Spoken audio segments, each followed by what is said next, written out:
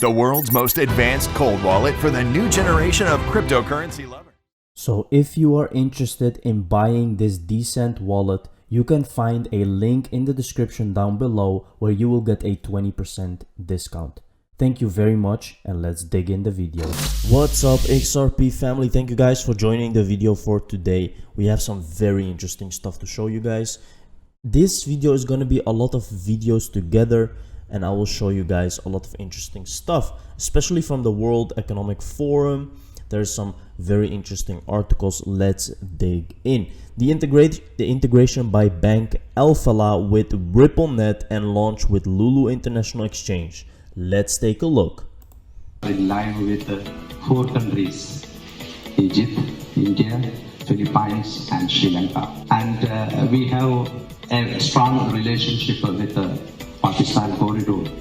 And of course, this is our second highest number of transactions taking place to this corridor.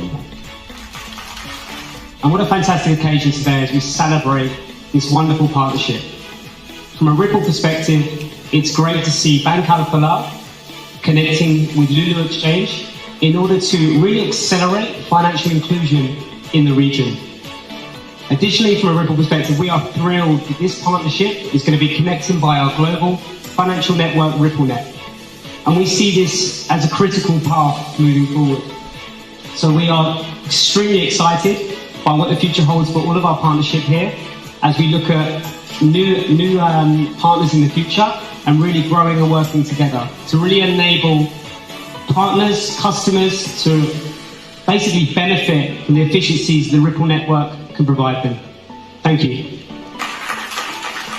It's a great honor to be partner and pioneer and in pioneering the payment services, cross-border payment services, the remittance services, which is a great initiative. This partnership, we as a team are hopeful that will go a long way, which is a great partnership. And like our tagline says, it's the way forward. So it's it's Ripple and Bank Alphala which will be leading the way forward for the cross-border payment services, transparent. Speed, which the Pakistanis from here would be sending to their venues. Thank you so much. Thank you. And let's enjoy the signing. Very, very interesting, guys. You can see how happy they are with the new connection.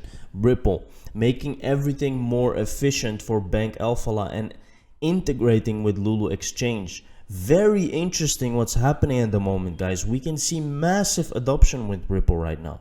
And not just in these countries. No, we can see that the World Economic Forum is talking about it. We can see what's happening with the Ethereum free pass and that the SEC is very quiet for a while now. This should all be indicators, guys, that we are very, very, very close to mass adoption on Ripple. Here we have a very interesting video about the Ethereum free pass was designed to create a monopoly for token issuance and DeFi. Pay attention to who in DeFi is untouched by Gary Gensler. Remember, when Rosalind Layton highlighted in Forbes that SEC went after Coinbase but not at Aave, look below. This is very, very important, guys, because you can literally see that they are picking the companies here. Let's take a look. Let me tell you why DeFi is so challenging for regulators. The way regulators approach almost regulating any commercial ecosystem, and whether it's financial services or healthcare, it's pretty much the same. Regulators look at an ecosystem, and the first thing they say is, where are the intermediaries? Where are the consolidators? Whose throat can we choke? Basically, who can we put a leash on, right? And you intermediaries, you're now licensed with us, okay? And here's the deal. You're going to help us. You're going to give us certain information. You're going to tell us what's going on in your market. And in return, we're going to give you some quasi-monopoly status. We're going to give you some advantages and privileges and certainly barriers to entry. But in return, there's duties that come with it. And it's not to make fun of it. It's worked pretty well in an analog world.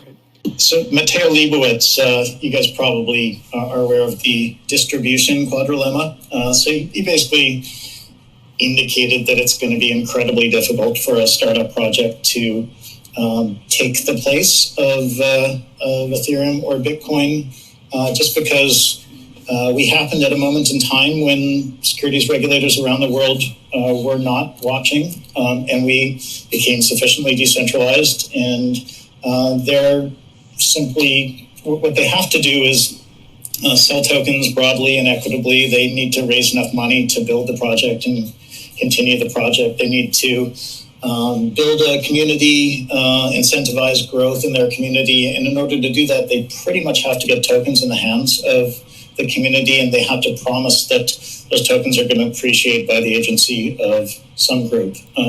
Here you can see again, guys, how the monopoly is being laid out for Ethereum and actually Bitcoin, both of them, because they have not been touched by regulation. And that's not just by itself, guys. This is planned, and we know that. Remember this, Lagarde slammed Bitcoin and Ethereum in the past, and Bitcoin more than once. I remember Lagarde talking about banks being cannibalized. I think I know what she meant. And it's neither Bitcoin nor Ethereum, she said. And she has been a supporter of Ripple, as we know. When she was head of the IMF, singled out Ripple as a disruptor. Remember this, Brad, at the BIS meeting, showing a room full of the most powerful central banks in the world, how XRP could be used as a bridge.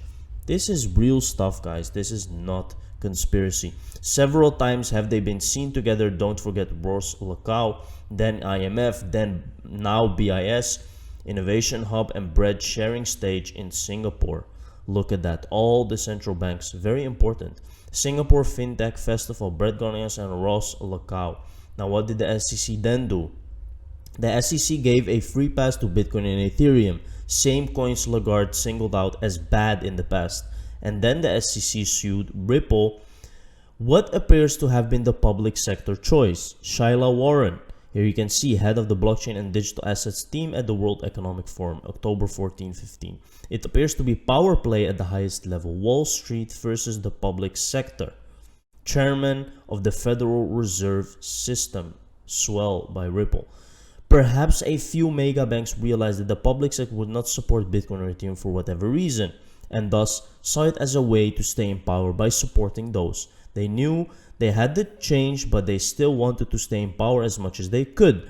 RippleNet democratizes the flow of value around the world, away from the very few nostro-vostro holding mega banks at the top of the SWIFT pyramid, who make tens of billions of dollars each year, correspondent banks. If central banks would choose to use XRP as a bridge between their currencies and future CBDCs, the game would be more or less over. They wish to avoid a CBDC as well. Very interesting theory, guys. Very, very interesting. We will see what will happen. Cash is disappearing. BOE official says building case for CBDC. They have to accept that a CBDC is inevitable. Cash is disappearing from the UK. A Bank of England official said is building the case for a new form of digital currency backed by the government.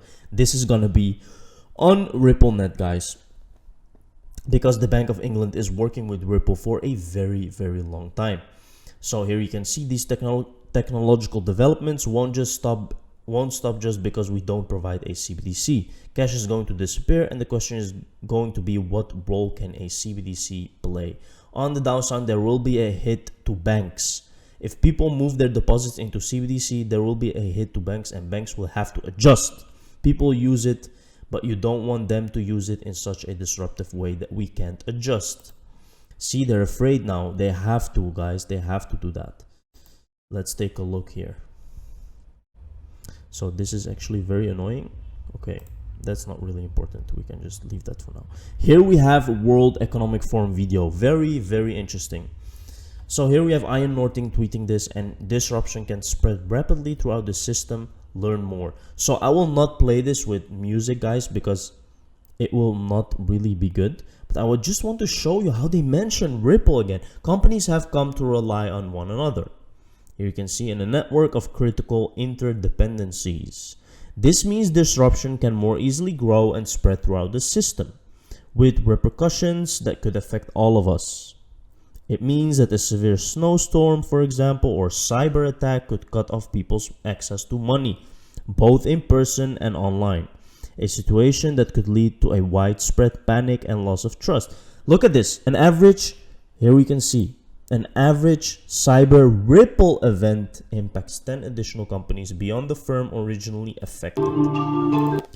Again, guys, ripple event, predictive programming.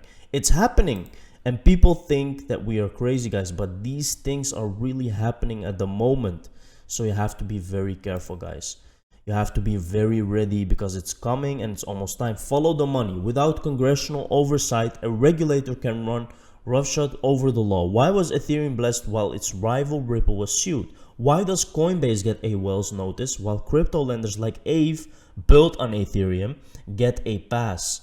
Jess Powell, CEO of Coinbase rival Kraken, tweeted a response.